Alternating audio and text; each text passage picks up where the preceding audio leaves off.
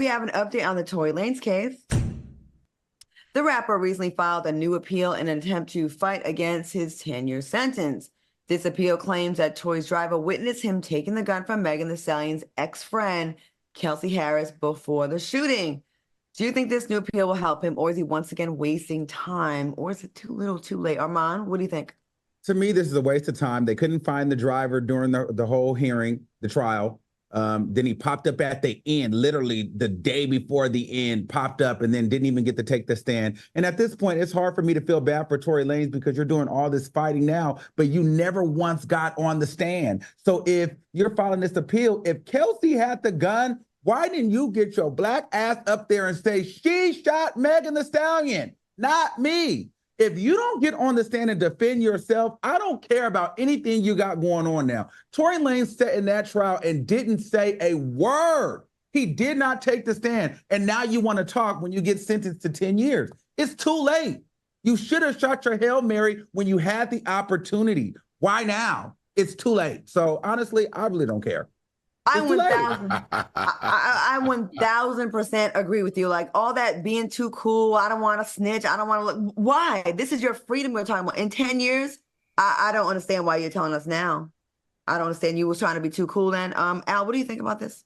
It just seems like he's doing what he's supposed to do, and I get it. Listen, he's fighting for his life. He wants to get out of that 10-year sentence, and so the lawyers are lawyering. So they're going to explore every single thing that could have possibly debunked them from that innocent verdict, and that makes sense. Hell, I wouldn't want to spend 10 years in prison for carrying a gun, because that's what the charge is. Let's be clear. It's not who shot who. It was that he had an unregistered gun in the state of California. And California has the toughest gun laws of all 50 states. So, I mean, he's got to try what he's got to try to do what he's got to do. He's still got a family to feed, and I totally get it.